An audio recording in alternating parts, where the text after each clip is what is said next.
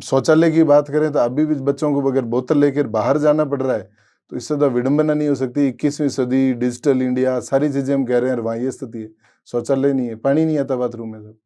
12 खेलों में सरकार का ये नियम है लिखित में कि प्रशिक्षक जो है वो प्रशिक्षक कोच होगा, जो सर्टिफाइड कोच होता है NIS डिप्लोमाधारी, वो कोच इन बच्चों को सिखाएगा। वर्तमान में सिर्फ 2 कोच हैं, 10 PTI हैं। 13 असिस्टेंट कोचों की पोस्ट निकाली गई। 13 असिस्टेंट कोचों में एक भी NIS नहीं है।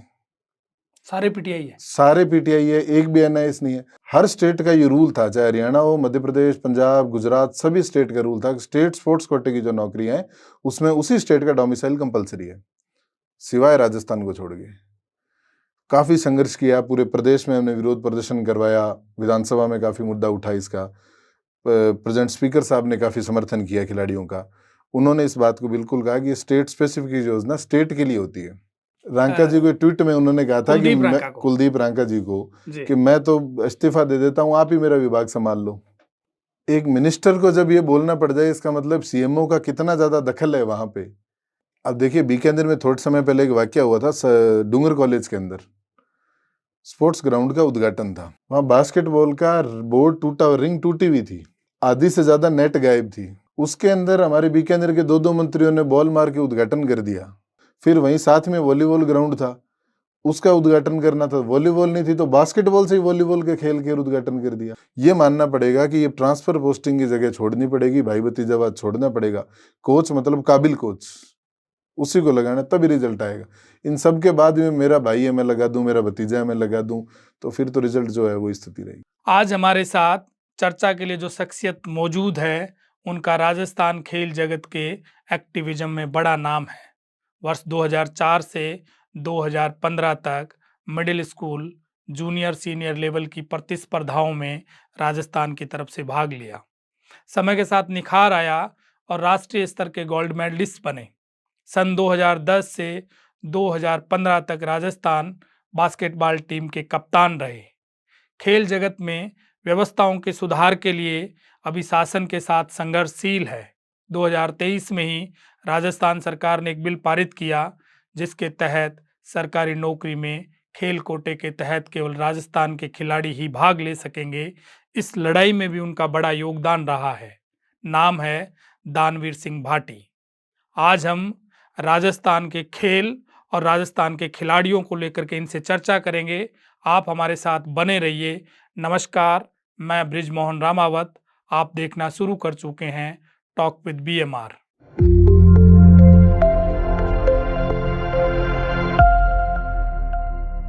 दानवीर Singh ji, talk with BMR में आपका बहुत बहुत स्वागत। धन्यवाद सर। आप बास्केटबॉल के प्लेयर हैं, आपने नेशनल तक गेम खेला और लंबे समय तक गेम खेला।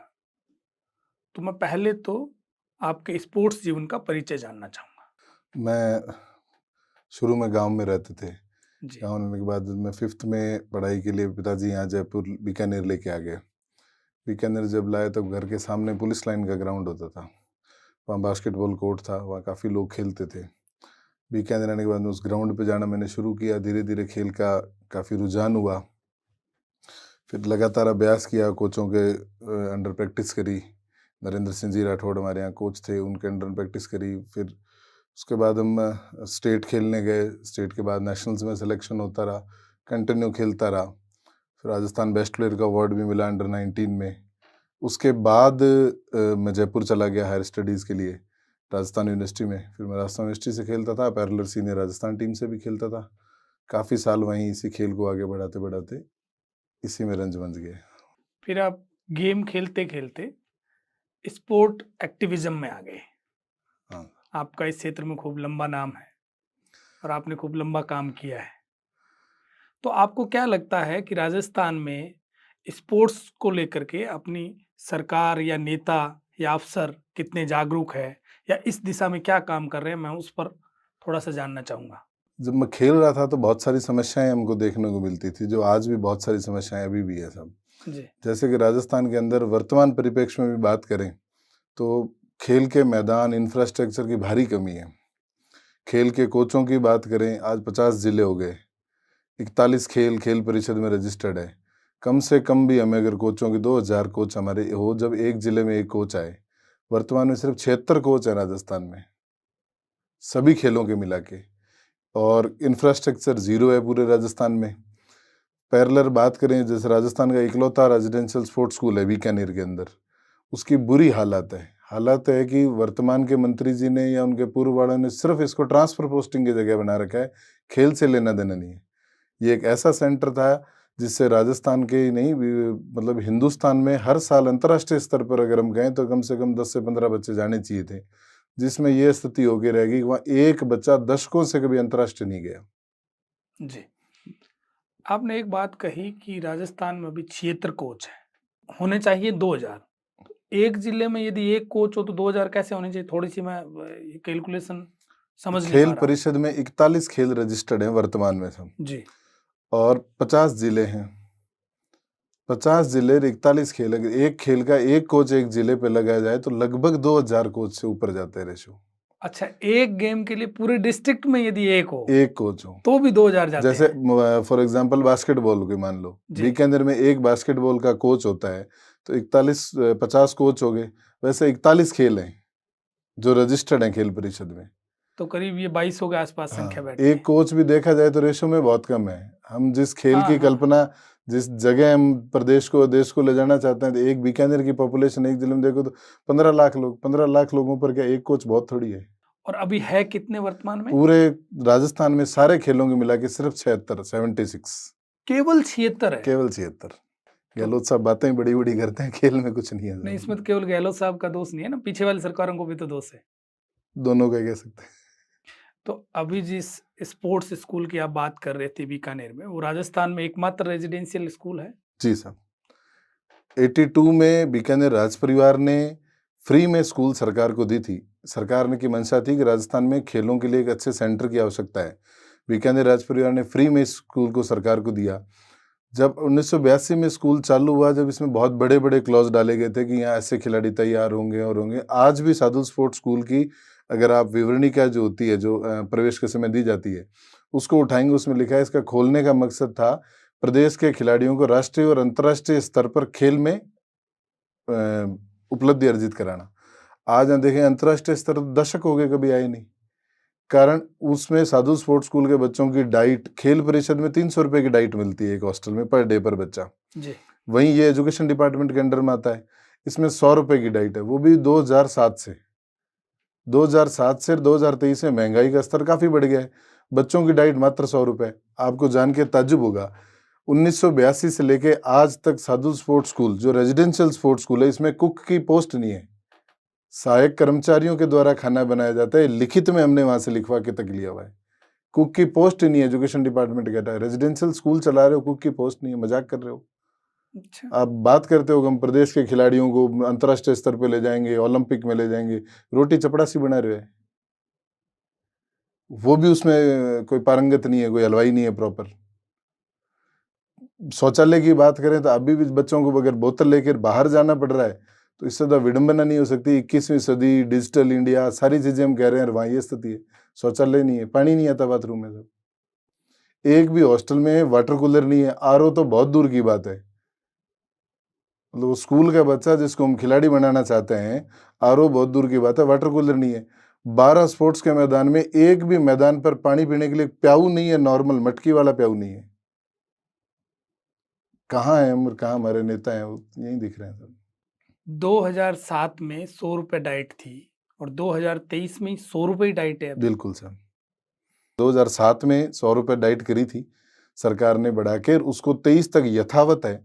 20 बार हम सरकार तक पहुंच चुके हैं, 20 बार। उसकी किट मनी 1982 से लेकर अब तक 1000 रुपए थी, उसको लगातार पीछे पड़े। अभी सरकार ने, गहलोत साहब ने उसको बढ़ा के तो 8000 रुपए किया, पर डाइट के पैसे में अभी भी 1 रुपया नहीं है। मैं बीडी कल्ला साहब शिक्षा मंत्री हैं, उनसे हम 2 बार जाके पर्सनली इस बात पे लेके मिल चुके हैं। उससे पहले डोटासरा जी से मिल चुके हैं, शिक्षा निदेशक चाहे कानाराम जी आए हों, चाहे इनसे पहले सौरभ स्वामी जी आए हों, जितने भी लोग आए सबसे हम कई बार जा जाके इस समस्या को बता चुके हैं। मुख्य सचिव चाहे उषा शर्मा जी के पास जाके आ चुके हैं, मुख्य सचिव जब निरंजन आर्य जी थी उनके पास जाके आ चुके हैं, सबको स्थितियां बता चुके हैं। सब ये बात कहते हैं कि बहुत बड़ा स्कूल है, बहुत बड़ा नाम है, इतनी बुरी स्थिति कैसे है। हम देखते हैं वो सिर्फ आज तक देख ही रहे हैं, व्यवस्था किसी ने परिवर्तन नहीं की, बजट किसी ने नहीं बढ़ाया उसका। खुद बीडी कल्ला जी ने भी इसको 1 रुपए का इसमें ऐसा कोई बजट नहीं बढ़ाया खाने का, जबकि उनको कितनी बार जाके हम समझा चुके हैं, ये बात बता चुके हैं।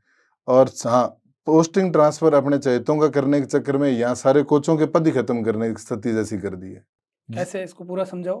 पूरा सब, ये स्पोर्ट्स स्कूल में 12 खेल चलते हैं जी। 12 खेलों में सरकार का ये नियम है लिखित में कि प्रशिक्षक जो है वो प्रशिक्षक कोच होगा, जो सर्टिफाइड कोच होता है NIS डिप्लोमाधारी, वो कोच इन बच्चों को सिखाएगा। वर्तमान में सिर्फ 2 कोच हैं, 10 PTI हैं। 13 असिस्टेंट कोचों की पोस्ट निकाली गई। 13 असिस्टेंट कोचों में एक भी NIS नहीं है, सारे पीटीआई है। सारे PTI है, एक भी NIS नहीं है। जबकि शिक्षा विभाग इस साल भी लगभग 25 से 30 लोगों को भेजा है NIS करने। राजस्थान का इकलौता डिपार्टमेंट है जो हायर स्टडी विद पे के साथ करवाता है। NIS करने शिक्षा विभाग का PTI कोई जाता है, उसको पूरे साल की सैलरी मिलती है। उस एक साल में आदेश निकलता है, जिस स्कूल में बच्चा वो PTI जहाँ से आ रहा है उस स्कूल में 1 साल तक किसी की पोस्टिंग नहीं होगी, खाली रहेगी जगह। 1 साल की पूरी सैलरी दी जाती है, उसको वहाँ NIS करवाया जाता है। हर साल 25 से 30 लोगों को शिक्षा विभाग भेजता है और वापस उनका यूज क्या है? जीरो। वही गांव के स्कूल में पटक दिया। क्यों भेजते हो? करोड़ों रुपए सरकार के लगाते हो। इस साल की भी बात करें तो लगभग 6 से 7 करोड़ का भार है।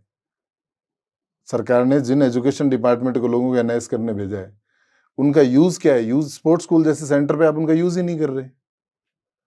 शाला क्रीड़ा जैसे सेंटर हैं, उन पे आप यूज नहीं कर रहे। NIS वालों को तो पूछ ही नहीं रहे, जिसकी सिफारिश है उसको भर दो सब। ये ट्रांसफर पोस्टिंग साधारण स्कूल में भी हो सकती है, स्पोर्ट्स स्कूल में नहीं। तो अभी सादुल स्पोर्ट्स स्कूल में केवल 2 कोच है आपके हिसाब से? 2 कोच है, सब क्रिकेट और फुटबॉल, बाकी सारे पीटीआई। सब PTI। संबंधित खेलों के भी नहीं है मैक्सिमम। अच्छा, एक दानवीर सिंह जी, आपने ये बात कही कि वहां पर बोतल लेके बाहर जाते हैं, इसका क्या वहां शौचालय नहीं है? शौचालय है, पानी नहीं है। 1 घंटा डायरेक्ट वाला पानी जब आता है वही आता है, उसके अलावा एक भी टंकी का कनेक्शन नहीं हुआ, किसी में भी पानी नहीं आता। मजबूरी में बच्चों को बाहर जाना पड़ता है। ये हमने कई बार बता चुके हैं, कई बार कहते हैं कि मोटर नहीं लगी, पानी चढ़ता नहीं है ऊपर। मोटर तो कोई बहुत बड़ा इशू नहीं है स्कूल के लिए, जिसका 7 करोड़ रुपए से ऊपर का बजट सिर्फ सैलरी में जा रहा हो। उसके लिए एक मोटर तो 10-20 हजार रुपए की कोई बड़ी चीज नहीं होती है। इक्विपमेंट इतने खेलों के मात्र 1 लाख रुपए है। 12 खेल के इक्विपमेंट 1 लाख में क्या आएंगे? क्रिकेट का एक बैट लेने जाते हो तो 10,000 का तो ठीक ठाक बैट आता है, तो 1 लाख में क्या इक्विपमेंट आएंगे? तो स्कूल प्रशासन इस ओर ध्यान नहीं दे रहा? स्कूल प्रशासन तो बजट का रोना रोता है, सरकार बजट नहीं देती। तो आप कैसे तैयार करेंगे ओलंपियन? इस हिसाब से तो होगा नहीं ओलंपियन। मुझे लगता नहीं है कि बीकानेर कोई ओलंपियन स्पोर्ट्स स्कूल में दे पाएगा जब तक ये व्यवस्थाएं परिवर्तित नहीं होती। स्वयं बीडी कल्ला जी मंत्री हैं, बीकानेर के हैं, 3 मंत्री हैं। उन एक कोई दोष क्यों दे? उनके अलावा भी 2 मंत्री और हैं बीकानेर के, 3 मंत्री हैं। लगभग हम सबको पीड़ा बता चुके हैं। और बीकानेर में इतना बड़ा सेंटर है, अगर उनको पीड़ा नहीं भी मालूम है तो मेरे हिसाब से नेतागिरी भी नहीं करनी चाहिए। जिस देश में आज ये लोग कह रहे हैं युवाओं का देश है, यूथ का देश है, 65% युवा इंडिया में रहते हैं। खेल में हम कोशिश कर रहे हैं कि हम अमेरिका को, चाइना को मात दे दें एक टाइम पर, और ग्रास रूट पे ये स्थिति है, तो हम ओलंपिक की कल्पना नहीं कर सकते। राजस्थान में तो नहीं कर सकते। शायद यही कारण है यहाँ के नेताओं की उदासीनता है कि आज दिन तक राजस्थान में सिर्फ एक ओलंपिक मेडलिस्ट है। वो भी शायद हमारे कोटे से नहीं गया था राजस्थान से, वो भी फौज के कोटे से गए थे, कर्नल राज्यवर्धन सिंह। दूसरा ओलंपिक मेडलिस्ट आज तक राजस्थान तैयार नहीं कर पाया। ये बहुत सोचने की बात है सब। आपके एक्टिविज्म में एक चीज दिखती है कि आप खिलाड़ियों के लिए हमेशा लड़ने के लिए तैयार रहते हैं, जिसमें एक पिछले साल एक बड़ा मुद्दा उठा था कि जो यहाँ पर सरकारी भर्तियां होती है उसमें केवल राजस्थान के खिलाड़ियों को लिया जाए। जी, तो वो क्या मामला था? खेल कोटे की जो सीधी भर्ती होती है राजस्थान सरकार में, पिछली सरकार में वसुंधरा जी ने चालू करी थी खेल कोटा राजस्थान में। उसके अंतर्गत हर नौकरी का 2% स्पोर्ट्स से भरा जाएगा। बहुत सारे डिपार्टमेंटों की सीधी ट्रायल होती जितनी थी, भी जॉब है उसमें 2% 2% खेल कोटा। अच्छा। 3600 पे ग्रेड तक हुई नौकरियां जितनी भी थी, तो सब जी। इंस्पेक्टर तक 3600 पे ग्रेड में आते हैं। पुलिस के अंदर ये भर्तियां डायरेक्ट ट्रायल से ली जाती है, RPSC का कोई रोल नहीं होता इन भर्तियों में। डायरेक्ट ट्रायल हुई, उससे पहले भी जब हुई, जब भी आधे से ज्यादा प्लेयर हरियाणा के लिए गए, पंजाब के लिए गए, पिछली 2022 में जनवरी में जब ट्रायल हुई तो 71 में से 31 प्लेयर बाहर के लिए गए, जिसमें मैक्सिमम नंबर हरियाणा के था।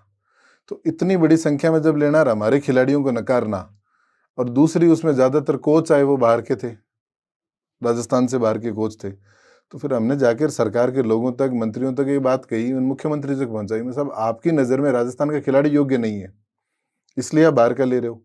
आपकी नज़र में राजस्थान का कोच भी योग्य नहीं है, क्योंकि सेलेक्टर भी आप बाहर से बुला रहे हो। जब राज्य के मुखिया को खुद के लोगों पर ही विश्वास नहीं है, तो साहब कैसे आप प्रदेश को चलाओ? हम आस करें तो किससे जाके? पड़ोसी से तो कर नहीं सकते। हर स्टेट का ये रूल था, चाहे हरियाणा हो, मध्य प्रदेश, पंजाब, गुजरात, सभी स्टेट का रूल था कि स्टेट स्पोर्ट्स कोटे की जो नौकरियां हैं उसमें उसी स्टेट का डोमिसाइल कंपलसरी है, सिवाय राजस्थान को छोड़ के। काफी संघर्ष किया, पूरे प्रदेश में हमने विरोध प्रदर्शन करवाया, विधानसभा में काफी मुद्दा उठा इसका। प्रेजेंट स्पीकर साहब ने काफी समर्थन किया खिलाड़ियों का। उन्होंने इस बात को बिल्कुल कहा कि स्टेट स्पेसिफिक योजना स्टेट के लिए होती है। आप मिले गवर्नमेंट उनसे? बिल्कुल मिले थे साहब, उन 2 बार उनसे मिले थे। उन्होंने बहुत समर्थन किया इस बात का। उन्होंने यहाँ तक कहा कि मेरे को ताज्जुब होता है, अगर हरियाणा आपसे 30-35 साल पहले ये चीज़ लागू कर सकता है, तो आपके यहाँ के प्लेयर, आपके यहाँ के एसोसिएशन सो रही थी कि आज तक क्यों नहीं बोली? अच्छा, हरियाणा में बाहर का खिलाड़ी नहीं लग सकता? हरियाणा स्टेट गवर्नमेंट के अंदर बाहर का खिलाड़ी नहीं ले सकता, उसी का मूल निवासी। हरियाणा, पंजाब, MP, गुजरात, हर जगह रूल है। अच्छा, केवल राजस्थान ओपन था, राजस्थान ओपन था, फिर वो लागू हुआ? अभी वो लागू हो गया। उसमें पूर्ण तरह लिख दिया गया है कि राजस्थान जो स्टेट कोटे की जो ओपन ट्रायल के थ्रू जितनी भर्तियां हैं, उसमें सिर्फ राजस्थान का मूल निवासी खिलाड़ी भाग ले सकता है, बाहर वाला नहीं लेगा। उसके बाद भर्ती हुई कोई? अभी आने वाली है सर, आचार संहिता लगी, वरना अभी आ जाती है, अभी नेक्स्ट चॉइस में आ जाएंगे। पुलिस विभाग में ही आ रही है चॉइस में। तो खेल का विकास कैसे हो, इसका डेवलपमेंट कैसे हो, इस पर आप क्या काम कर रहे हो? खेल के विकास के लिए सबसे पहले हमें ग्रास रूट पकड़ना पड़ेगा। हम सोचेंगे हम कॉलेज में या हम ऊपर के बच्चों को तैयार करके कर दें तो नहीं होगा, हमें स्कूल के वो छोटी क्लास का बच्चे को पकड़ना पड़ेगा। सबसे पहले तो यहाँ के लोगों को भी अवेयर होना पड़ेगा गवर्नमेंट के साथ साथ, कि ग्रास रूट के ऊपर हमें एक तो इंफ्रास्ट्रक्चर बहुत चाहिए, दूसरी कि कोचेज हमें पूरी मात्रा में चाहिए, पेरेंट्स का मन भी पूरा उतना ही चाहिए कि हमारे बच्चों को हम प्रोफेशनल प्लेयर बनाना है। जिस तरह से हरियाणा के अंदर स्पोर्ट्स नर्सरियां चलती है 400+, हमें इसी तरह की स्पोर्ट्स नर्सरियां राजस्थान में भी खोलनी चाहिए। कोचों की भर्ती बहुत बड़ी तादाद में करनी चाहिए। एजुकेशन डिपार्टमेंट में एक रूल लागू करना चाहिए, जितने भी लोग NIS करके आते हैं उनको आते ही कम से कम 2 से 3 साल, चाहे वो सादुल स्पोर्ट्स स्कूल हो, चाहे साला क्रीड़ा संगम हो, जो ऐसे सेंटर हैं, जो RYCC के सेंटर हैं, उन पे कंपलसरी करना चाहिए। अगर आप यहाँ नहीं टाइम दोगे तो आप NIS नहीं करने जा सकते। आप उनको NIS करवा के उनका कोई यूज नहीं ले रहे, पैसा सरकार का वेस्ट कर रहे हो, तो कोई फायदा नहीं है। ये सब चीजें अगर ग्रास रूट पे हम प्लेयरों को तैयार करेंगे, एक्सपर्ट कोचों के थ्रू तैयार करेंगे, तो मानते हैं कि धीरे धीरे धीरे हम राजस्थान भी ऊपर आ जाएगा। वर्तमान में चाहे नेशनल गेम्स होते हैं, इनकी स्थिति हम ले, राजस्थान हिंदुस्तान में 20वें नंबर पे आता है। पिछले नेशनल गेम्स में हम 20वें नंबर पे थे जी। अब देश में ही हम 20वें नंबर पा रहे हैं, इतना बड़ा प्रदेश, और फिर हम कहते हैं हम खेलों में बहुत आगे हैं, बहुत कुछ कर रहे होते तो 20 नंबर पे नहीं आते।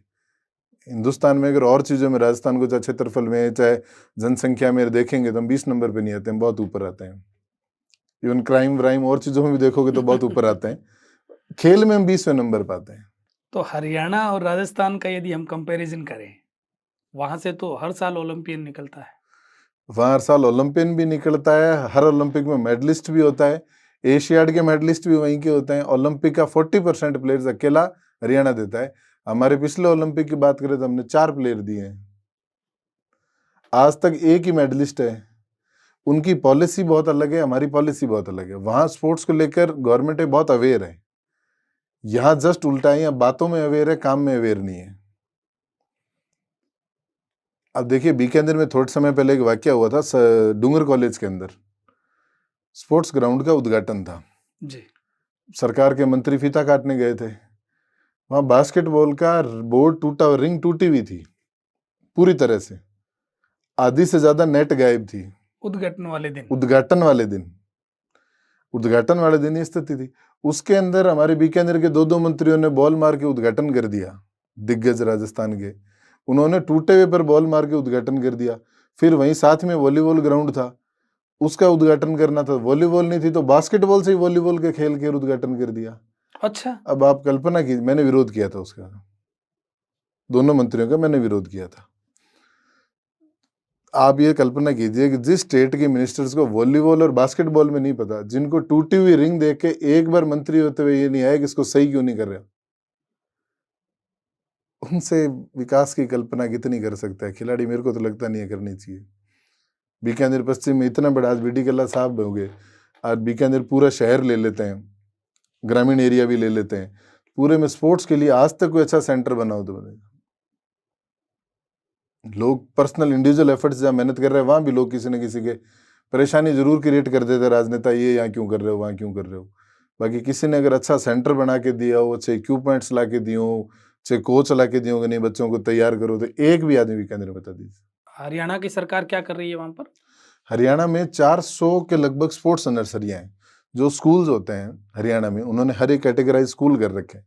400 से ऊपर स्पोर्ट्स नर्सरी चलती है कि छोटे बच्चों को प्रोफेशनल कोच सिखाएंगे, कोच को सैलरी सरकार देती है, कोच को इक्विपमेंट सरकार देती है, उन बच्चों के रेगुलर कंपटीशन होते हैं, उनको ग्रास रूट से बच्चों को उठाया जाता है, फिर जो बच्चे वहाँ से टैलेंट अच्छा निकलता है उनको वहाँ के हॉस्टलों में डाला जाता है।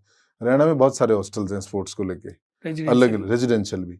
फिर उन बच्चों जो निखर के आते हैं उनको वहाँ अपर जो हॉस्टल होता है उसमें डाला जाता है। तो ये एक प्रॉपर एक चेन सिस्टम चलता रहता है। जी। ये बहुत जरूरी है ग्रास रूट से उठाने के लिए। हमारे यहाँ ऐसी चीज कुछ भी नहीं है। स्पोर्ट्स यूनिवर्सिटी भी राजस्थान में खुलने वाली थी, खुलती तो शायद कुछ फायदा मिलता, कुछ रिसर्च होता, पर वो पिछले 11 साल से घोषणा ही आज तक नहीं खुली। अच्छा, घोषणा हो रखी है? 2012 में अशोक गहलोत साहब ने घोषणा करी थी, 23 हो गया, आज तक तो एक पत्थर लगा नहीं। मैं स्वयं हमने अशोक चांदना साहब से मुलाकात करके कहा भी था कि साहब आपको अगर स्पोर्ट्स स्कूल ही खोलनी है तो बीकानेर के साधु स्पोर्ट्स स्कूल में आइए, आप जो स्पोर्ट्स यूनिवर्सिटी बनाना चाह रहे हैं इसी स्कूल में चालू कर दी। यहाँ बच्चे भी हैं, यहाँ यूनिवर्सिटी करेंगे, इन बच्चों को बहुत बेनिफिट मिलेगा। जब आपके बड़े बड़े प्रोफेसर आएंगे और आएंगे, रिसर्च होगा, तो इन बच्चों को बहुत फायदा मिलेगा, इनको ट्रेनिंग फायदा मिलेगा। और जो आप 600 करोड़ रुपए वहां लगा रहे हो, अगर उसका 2 मतलब 25% पैसा भी यहाँ लगा दिया आपने 200 करोड़, तो ये चमन हो जाएगा। आपके स्पोर्ट्स स्कूल भी चमन हो जाएगा और आपका स्पोर्ट्स यूनिवर्सिटी का सपना भी पूरा हो जाएगा। पर हमारे यहाँ बीकानेर के किसी नेता ने कोई इनिशिएट लिया नहीं, इसलिए हरियाणा झुंझुनू से ला नहीं पाए। झुंझुनू में आज तक एक पत्थर भी उसका लगा नहीं, केवल घोषणा पड़ी है। सिर्फ घोषणा है। तो ऐसी यूनिवर्सिटीज अदर स्टेट में है? 2012 में मोदी जी ने घोषणा करी थी गुजरात में, 14 में किराए की बिल्डिंग में भी चालू कर दी थी, आज उनका खुद का बिल्डिंग है, हर स्टेट में बन गई। वहां के बच्चों को बहुत बेनिफिट मिल रहा है, बड़े बड़े प्लेयर्स आते हैं, बड़े बड़े जो स्पोर्ट्स के विख्यात लोग होते हैं या जो प्रोफेसर्स होते हैं वो आते हैं, स्पोर्ट्स की एक एक बारीकी पर रिसर्च होता है, कैसे एक प्लेयर इंप्रूवमेंट नहीं आ रहा, उसके बॉडी में क्या कमी है, क्या ज्यादा है, उन सब चीजों पर रिजल्ट आ रहा है। बाकी देखें तो बहुत उस चीज का फर्क पड़ रहा है। अब हम तो उसी से महरूम ही है। एजुकेशन डिपार्टमेंट को तो अगर इस तथ्य पूछ लोगे एक भी टीम के साथ फिजियो भी आज तक गया है क्या, तो शायद किसी को पता नहीं होगा फिजियो होता क्या है, जबकि दूसरे स्टेट्स की टीमों के साथ प्रॉपर फिजियो जाते हैं। दानवीर सिंह जी जो हमारे मंत्री है स्टेट के, राजस्थान के, वो तो खुद प्लेयर रहे हुए हैं, तो उनको तो जो आप बातें बता रहे हैं उनको तो वो सारी बातें पता ही होंगी। अशोक चांदना जी को बिल्कुल पता है, हालांकि वो पोलो के प्लेयर हैं। कृष्णा पूनिया भी तो। कृष्णा पुनिया भी प्लेयर है, इसमें कोई तो डाउट इन नहीं, दोनों को भी पता पद्मश्री ही है। होगा ये तो। पता है, क्यों नहीं काम कर पाए, क्यों नहीं इस पर रिजल्ट ला पाए, वो तो शायद ज्यादा बेहतर वही बता सकते हैं। दोनों आपसे दोनों खींचन, मंत्री बड़े प्लेयर हैं। अब दोनों मंत्री शायद बड़े प्लेयर हैं इसलिए ज्यादा बड़ा टकराव हो गया। उस टकराव में खिलाड़ियों का नुकसान बहुत हो गया सब। काम करना चाह रहे हैं वो दोनों। अब तो 4 दिन बचे हैं, करने वाले होते तब तक कर लेते। बीजेपी सरकार पिछली बार जाते जाते 100 कोचों की पोस्ट निकाल के गई थी खेल परिषद में, फार्म भी भर दिए थे, लोगों ने पैसे वैसे भी जमा करा दिए थे। कांग्रेस सरकार आई, आते ही गहलोत साहब ने उन 100 की 100 वैकेंसी को कैंसिल कर दिया। इस लास्ट बजट में फिर 100 कोचों की वैकेंसी निकाली, जिसके फार्म अभी 1 अक्टूबर से चालू होके और 30 अक्टूबर तक भरे जाएंगे। वो अगली सरकार कैंसिल कर देगी। वो अगली सरकार जानेगी क्या करेगी। पर इन्होंने कोई अचीवमेंट वाला काम करा नहीं, जो बढ़ाई लेते हैं स्पोर्ट्स पे। और जो प्लेयरों की इन्होंने कहा कि हमने खिलाड़ियों को नौकरी दी, ये नौकरी का जो प्रावधान खेल पर कोटा लेके आए थे, आउट ऑफ टर्म पॉलिसी जो लेके आए थे कि मेडल लाओ नौकरी लगाओ, ये दोनों योजनाएं वसुंधरा सरकार की थी, ये गहलोत जी की नहीं थी। 2017 की कैबिनेट में पास हुई है। नहीं, मेरा यहाँ पर सवाल ये था कि ये दोनों मंत्री बड़े प्लेयर हैं, तो जो आप बातें कर रहे हो ये तो इनको पता ही होंगी ना? बिल्कुल पता है। तो इस दिशा में इन्होंने काम क्या किया, मैं वो पूछना चाह रहा हूँ। इस दिशा में काम, या 2 चीज़ बताता हूँ साहब। चांदना जी जब बने, इन्होंने कुछ काम करने की कोशिश करी, फिर कृष्णा पूनिया जी को चेयरमैन बना दिया। चेयरमैन बनाने के बाद सीएमओ का इंटरफेरेंस इतना ज़्यादा हो गया खेल परिषद में कि दोनों के बीच एक बहुत बड़ा टकराव हुआ, जिसमें खिलाड़ियों को सफ़र करना पड़ा। ये आपस में एक-दूसरे के साथ कशमकश में ही रहे। खेल और खिलाड़ी का उसमें कोई भला नहीं हो पाया। ये राजनीतिक चीज़ें होके रह गई, राजनीतिक लड़ाइयाँ रह गई। देखते भी हैं, खेल मंत्री जी को तो यहाँ तक कहना पड़ा था एक बार रांका जी को कि मैं तो इस्तीफा दे देता हूँ, आप ही विभाग संभाल लो। इससे बड़ा तो ट्विटर खेल पर सार्वजनिक रूप से खेल मंत्री किसको? अशोक चांदना जी ने एक ट्वीट किया था। सार्वजनिक है, सभी को पता अच्छा, है। खेल मंत्री जी ने रंका जी को कहा? रांका जी को ट्वीट में उन्होंने कहा था कि कुलदीप मैं, रांका को। कुलदीप रांका जी को, जी। कि मैं तो इस्तीफा दे देता हूँ, आप ही मेरा विभाग संभाल लो। एक मिनिस्टर को जब ये बोलना पड़ जाए, इसका मतलब सीएमओ का कितना ज्यादा दखल है वहां पे, वो तो साफ साफ दिख ही रहा था। तो फिर आदमी कोई काम कैसे कर सकता है? उनकी तो यहाँ तक कृष्ण पुनिया जी खिलाड़ी हैं, पद्मश्री, हम उनका बड़ा सम्मान भी करते हैं। गहलोत साहब ने अभी बजट में, इस बजट में घोषणा की कि राजस्थान में हर संभाग मुख्यालय पर हम स्पोर्ट्स स्कूल खोलेंगे। जी। जो है उसकी स्थिति तो सबको पता है, पर फिर भी घोषणा कर दी हम और स्कूल खोलेंगे। उन सभी का नाम हम सलीम दुर्रानी के नाम से रखेंगे। मैंने उसका विरोध किया। क्यों सलीम दुर्रानी का नाम रखेंगे? राजस्थान के अंदर कृष्णा पुनिया भी पद्मश्री है, श्री राम सिंह जी पद्मश्री है। बहुत बड़ी लिस्ट हमारे यहीं की प्लेयरों की है जो पद्मश्री, पद्म भूषण, देवेंद्र जाजड़िया, अवनी लेखरा, कर्नल राज्यवर्धन सिंह, इकलौता ओलंपिक मेडलिस्ट। और अर्जुन अवार्डियों की तो बहुत बड़ी लिस्ट है। बीकानेर में ही मगन सिंह जी बैठे, राजश्री वाइसा है, इतने लोग हैं। फिर बाहर वाले आदमी का, अफगानिस्तान में पैदा हुए थे सलीम दुरानी साहब, गुजरात में रहने लग गए थे, कुछ साल राजस्थान से प्रोफेशनल क्रिकेट खेले थे, तो वोटों के लिए उनके नाम पर सारी स्पोर्ट्स स्कूलों का नाम, मात्र अर्जुन अवार्डी थे। नहीं कहना चाहिए, जिस समय वो क्रिकेट खेल रहे थे पूरे दुनिया के अंदर 10 देश भी क्रिकेट नहीं खेलते थे। सिर्फ वोट की राजनीति के लिए हमारे खिलाड़ियों का अपमान कर रहे हो आप। आज फुटबॉल, बास्केटबॉल, एथलेटिक्स दुनिया के 200 देश खेलते हैं, उन सभी को नकार रहे हो आप। उनके नाम को, खुद के प्रदेश के लोगों पे विश्वास ही नहीं है सीएम साहब को। खिलाड़ी भर्ती करने दूसरे प्रदेश के, कोच आने चाहिए दूसरे प्रदेश के ट्रायल लेने के लिए, किसी चीज का नाम रखना है वो भी दूसरे देश से, प्रदेश छोड़ो दूसरे देश से आए हुए लोगों के नाम पे। हमारे लोगों के पास इतना मान सम्मान गिरा दिया आपने गहलोत साहब ने, तो किसके पास जाए? ये आपने जितने भी नाम लिए ना, ये अभी लाइव है, तो हो सकता है वो सलीम दुरानी जी नहीं है इसलिए उनके नाम से किया होगा। जिस दिन सीएम साहब ने घोषणा करी थी, सलीम दुरानी साहब गए, इसका हमें भी दुख है, जी। ठीक है, बट जिस दिन ये घोषणा करी थी सलीम दुरानी साहब मौजूद थे। अच्छा। घोषणा तो उनके जाने से पहले होगी। उनका भी विरोध नहीं है, क्रिकेट का भी विरोध नहीं है, पर हमारे लोगों के हक की बात तो करनी पड़ेगी। सरकार की नजर में राजस्थान का खिलाड़ी भी अच्छा नहीं है, राजस्थान का कोच भी अच्छा नहीं है, पूर्व में मेडलिस्ट जीते राजस्थान के लोग हैं वो भी अच्छे नहीं है, जिनके अचीवमेंट सलीम दुरानी साहब से बहुत बड़े हैं। आप तो सीधे सर शब्दों में ये बताइए कि खेल को कैसे सुधार सकते हो, खेल की नीतियों में क्या चेंजेस आपको करने चाहिए जिससे खेल बढ़े, राजस्थान का नाम बढ़े, ओलंपिक में मेडल लेकर के आए? सबसे पहले तो सरकार को ग्रास रूट स्कूलों से तैयारी करानी पड़ेगी। एक तो हर स्कूल के अंदर स्पोर्ट्स कंपलसरी करना पड़ेगा, फिजिकल एजुकेशन सब्जेक्ट को भी कंपलसरी करना पड़ेगा, स्पोर्ट्स का एक पीरियड हर स्कूल में पर डे हर क्लास का लगे, ऐसा एक टाइम टेबल बनाना पड़ेगा। उस स्कूल में स्पोर्ट्स का बजट भी हो, इक्विपमेंट भी हो, इसकी प्रॉपर मॉनिटरिंग भी करनी पड़ेगी। फिर जब चाहे फिजिकल टीचर भर्ती कर रहे हो या कोच कर रहे हो भर्ती, इनको भी एक प्रॉपर मॉनिटरिंग के साथ होगी, वास्तव में क्वालिफाइड आदमी जाए ताकि वो कुछ खेल सिखा सके। हरियाणा की तरह जैसे यहाँ भी स्पोर्ट्स नर्सरियाँ चालू कर सकते हैं, प्राइवेट अकेडमीज को गवर्नमेंट बढ़ावा दे सकती है। स्पोर्ट्स काउंसिल के अंदर हर खेल का एक एक कोच तो कम से कम एक एक डिस्ट्रिक्ट सेंटर पे देना चाहिए, इंफ्रास्ट्रक्चर देना चाहिए। हम डिवाइड कर सकते हैं एरिया वाइज, जैसे आज अगर चूरू का एरिया लेते हैं हम, तो एथलेटिक्स में बहुत अच्छा है, तो वहाँ प्रॉपर एथलेटिक्स पे बहुत ज़्यादा जोर देना चाहिए। एक्सीलेंस एकेडमी खोलनी चाहिए कि हाँ साहब, बच्चा ग्रास रूट से आ गया, इसके बाद इस बच्चे का एक निश्चित पैरामीटर के बाद इस बच्चे को इससे बड़ी एकेडमी में डाल दो।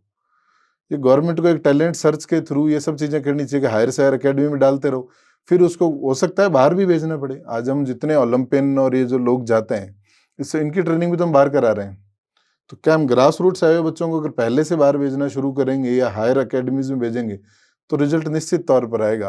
पर स्कूलों के अंदर एक फिजिकल एजुकेशन और स्पोर्ट्स कंपलसरी करना पड़ेगा कि पर डे एक पीरियड हो, और उस लेने वाले कोच में भी इतनी एबिलिटी हो कि उन बच्चों को वास्तव में सिखा सके। हर एरिया वाइज भी कर सकते हैं, भरतपुर में और भीलवाड़ा में रेसलिंग का बहुत अच्छा है, तो हम उनको रेसलिंग में मोटिवेट कर सकते हैं। झुंझुनू है, सीकर है, या वॉलीबॉल, बास्केटबॉल, ये गेम अच्छे हैं, यहाँ इनकी प्रोफेशनल अकेडमियाँ कर सकते हैं। हनुमानगढ़, गंगानगर अगर हम बात करें तो हॉकी के अंदर या हैंडबॉल के अंदर हम कर सकते हैं। बीकानेर साइकिलिंग के अंदर बहुत बड़ा नाम है अपने आप में। तो इसी तरह अलग अलग एरिया वाइज बड़ी अकेडमीज करके एक प्रॉपर सिस्टम से अगर इनको चलाएं। दूसरे, राजस्थान में बहुत सारी कंपनीज हैं, उन कंपनीज के CSR का पैसा बिल्कुल स्पोर्ट्स पे लगता नहीं है। ग्रामीण शहरी ओलंपिक छोड़ दो, वो तो गवर्नमेंट के प्रेशर में दे देती है उनको, बाकी लगता नहीं है। एक सिस्टम होना चाहिए। आज बीकानेर में भी इतनी कंपनियां काम करती हैं, चाहे बड़े बड़े इतने ग्रुप हैं बीकानेर के भी, कि आप आपका पैसा स्पोर्ट्स में भी इन्वेस्ट करेंगे। तो ये सब चीज़ें अगर ग्रास रूट से हम करेंगे और थोड़े बहुत जितने ये अपन कहते हैं जो उद्यमी है, जितने बिजनेसमैन हैं, ये भी स्पोर्ट्स की तरफ थोड़ा सा रुझान देंगे, क्योंकि सरकारों का बजट ना के बराबर होता है। तो ये दोनों प्राइवेट और गवर्नमेंट सिस्टम मिलके चलेगा तो निश्चित तौर पर हम आगे जाके इसमें राजस्थान रिजल्ट की उम्मीद कर सकते हैं। हाँ, यहाँ के नेताओं को ये मानना पड़ेगा कि ये ट्रांसफर पोस्टिंग की जगह छोड़नी पड़ेगी, भाई भतीजावाद छोड़ना पड़ेगा। कोच मतलब काबिल कोच, उसी को लगाना, तभी रिजल्ट आएगा। इन सब के बाद में मेरा भाई है मैं लगा दूं, मेरा भतीजा है मैं लगा दूं, तो फिर तो रिजल्ट जो है वो स्थिति रहेगी। हम चाहते हैं आपकी सारी बातें सरकार सुने और इन सारी बातों पर, इन सारे मुद्दों पर सरकार कोई अमली जामा पहनाए। हम ऐसी दुआएं करते हैं। आप हमारे यहाँ पधारे, आपका बहुत बहुत आभार। Thank you sir, thank you.